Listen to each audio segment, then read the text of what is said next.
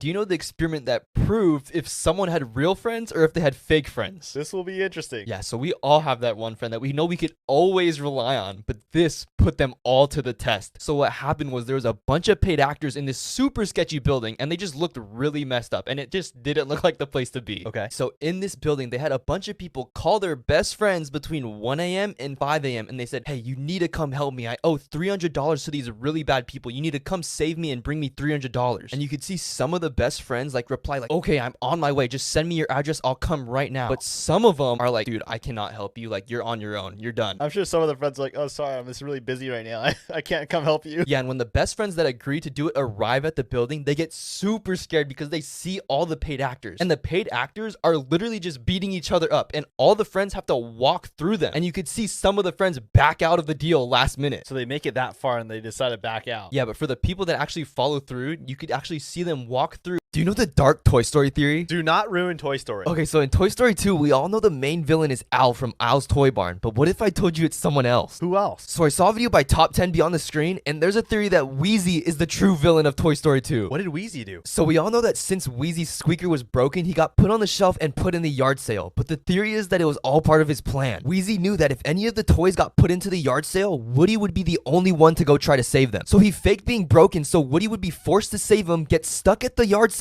and get sold so he wouldn't be Andy's favorite toy anymore. And his plan ends up working because Woody successfully saves Wheezy, but in the process, Woody gets stuck at the yard sale and gets taken away just like Wheezy planned it. Yeah, it's so weird how Wheezy didn't even try to help Woody. Exactly, and think about it. If Woody gets jealous of Buzz, we know there's other toys that probably get jealous of Woody for being Andy's favorite. Have you heard of the Tony Stark theory? No. So we all know that Tony Stark is the reason why a lot of like MCU villains were created, like Ultron, Mysterio, and Vulture. He indirectly created them. So in the Ultimate Spider-Man comics, Spider-Man and Miles Morales both get bit by a radioactive spider that was made from Oscorp. And the same thing happens with Andrew Garfield's Spider-Man. Right. But New Rockstar did a theory that Tom Holland's Spider-Man actually was bit by a radioactive spider that was actually made by Tony Stark. No way. So think about it. In Spider-Man No Way Home, Green Goblin says, I went to my house and someone else is living in it and there's no Oscorp here. And since Oscorp doesn't exist in Tom Holland's universe, it would make sense that Stark Industries, the leading laboratory in the MCU, created the radioactive spiders. And we know that ever since he was a kid, Tom Holland's Peter Parker would go to the Stark Expo, just like we saw in Iron Man 2. So what if years later, he actually went back to the Stark Expo and he actually got bit by the radioactive spider there? That could be very possible. Even in Spider-Man Homecoming, you can tell that Tony Stark's been monitoring Peter Parker's every move. And Tony knew that Peter Parker had powers before he approached him in Civil War, because he knows that one of his radioactive spiders got out. And this all makes sense why Tony feels such a responsibility to protect and guide Peter.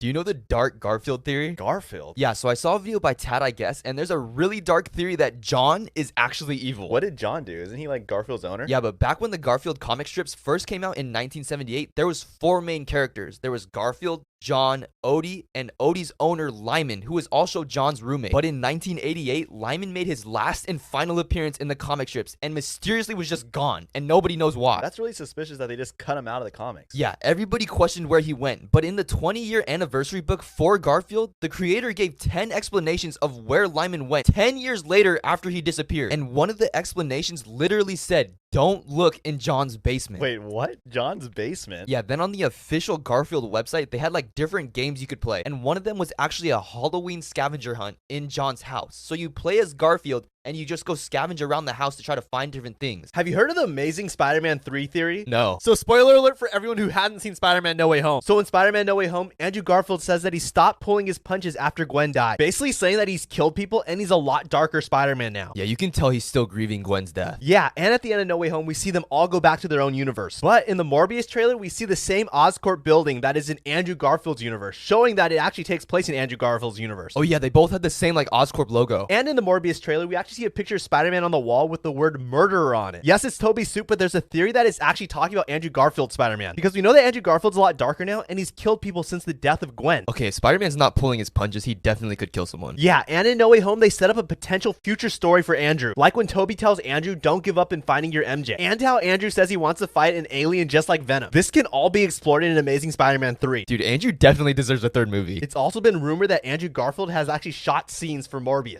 Have you heard of the theory about people who play video games? No. So you know how parents always say don't play video games or you can only play on the weekends? Yeah, I feel like every kid has some kind of restriction. Right, but what if I told you every single parent and every single teacher was wrong? Wow, you had some passion behind that one. Yeah, so I watched a TED Talk and there are theories that actually prove video games are healthy for you. Oh, here we go. So it's been proven that anyone who plays games like first-person shooters have better reaction time, problem-solving skills, and awareness. And in a study, a group of college kids took a test and were split into two groups. One group played the video game Portal 2 for 8 hours, and another group did academic exercises for 8 hours. They then took the test again, and the Portal 2 players increased their scores by 80% when compared to the academic exercise group. Wait, so what you're saying is that the video games actually help the students more than the academic exercises? Exactly. There was also a study done on who was better at flying military-grade drones, an untrained gamer or a trained US pilot. And it was found that the untrained gamer was just as good as the trained US pilot. Now nobody could say video games are bad. Do you know the dark theory about Nakumaroro Island? Where is that? Okay, so we all know Amelia Earhart. She was one of the greatest pilots of all time, but I saw a video by BuzzFeed Unsolved, and there's a theory that this island is the reason why she disappeared. Wait, I still don't know where this is. So this island was in line with the last recorded flight path of Amelia Earhart, which is like in the Western Pacific Ocean. And a few years later, after Amelia's disappearance, a scientist found an abandoned campsite and navigational tools on the island. And they also found a partial skeleton, and the bones looked like whoever this was, they were ripped apart. And after examining the bones, they found the bones belonged to a taller woman of European descent, and they found out it was Amelia's. So there's a theory that Amelia actually got eaten by coconut crabs, which is a super rare species of crabs that grow up to like 3 feet long, and they have the ability to crush coconuts, which is the reason why all the bones were messed up. And a girl named Betty Clink said that she heard on her radio a girl's voice saying, "This is Amelia Earhart, help me." And they then reported it to the Coast Guard, and they thought it was a joke, so they didn't do anything. Do you know what the rarest birthdays are? No. So recently, census reports have found which birthdays are the most rare and which birthdays are the most common that people have. I think mine's pretty common. I know like 3 people with my birthday. So before I tell you the most rare birthdays, I'm going to tell you like the most common ones that like majority of people have. The 5th most common is September 10th. The 4th most common is September 17th. And the 3rd most common is September 12th. The 2nd most common is September 19th. And the most common, the most ununique birthday you could have where a majority of people are born on is September 9th. What's up with all the September? Okay, so now I'm going to tell you the most rare birthdays that hardly anybody is born on. It's like super rare. So the 5th most rare birthday is January 2nd, and the 4th most rare birthday is July 4th. And the 3rd most rare birthday is December 24th, and the 2nd rarest birthday is January 1st. And in first place, the most rarest birthday anybody could have is December 25th. Also, anyone born on the 13th of any month is super rare because doctors and like certain parents have superstitions that think the 13th is cursed. So doctors never want to deliver babies on the 13th. Okay, I honestly have never met someone with those birthdays.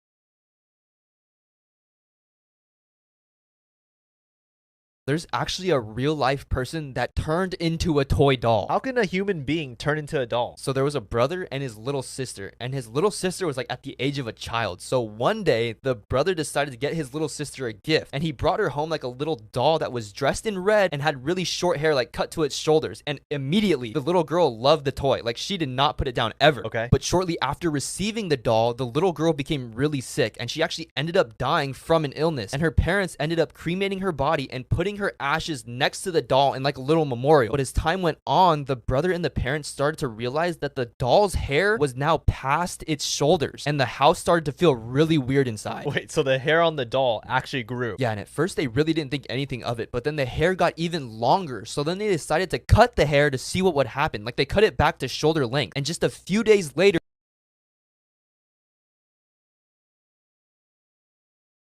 do you know the Shrek theory? No. Okay, so we know that Fiona was locked in the castle for a really long time, and there's nobody else there to take care of her and protect her, except for the dragon. So that means the dragon probably protects her and feeds Fiona too. And there's a theory on Reddit that Fiona is actually a cannibal. What, like she eats humans? Okay, so if you look at when Shrek and Fiona are running through the castle, they run by a big cooking pot and a big cookbook. Like it's giant. And the cookbook is stuck on a page that says nightly treats. And it shows the proper way to cook a night, because we know a lot of knights have come to try to save Fiona from the castle but failed. That is really disgusting. Yeah, and the dragon probably knows that Fiona could turn into an ogre, and that's why it feeds her cooked human. And it makes sense because Shrek actually describes how to cook a human in the beginning of the movie. Like he says they put him in a big pot, just like the dragon does. And the dragon is really smart. It has the emotional capacity to be with Donkey. It raises some kids. What if I told you that Rapunzel from Tangled is actually a villain? How would that even be possible? So we all know at the end of Tangled, Rapunzel gets married to Flynn, and Flynn cuts off her hair, and it turns her hair brunette. Oh yeah, then she lost all of her powers. But after Tangled, we don't know what happens to her, but we can assume that she has kids. When you Google Rapunzel, it says that she ended up having 2 daughters, and the daughters' names were Anastasia and Drizella. Do you know who her daughters are? Wait, the names kind of sound familiar. So in Cinderella, the evil stepmom's daughters are Anastasia and Drizella. No! Yeah, so after Tangled, we can assume that things go wrong for Rapunzel and she becomes mean and evil. And she ends up becoming the evil stepmom in Cinderella. Dude, you just ruined one of the best Disney movies ever created.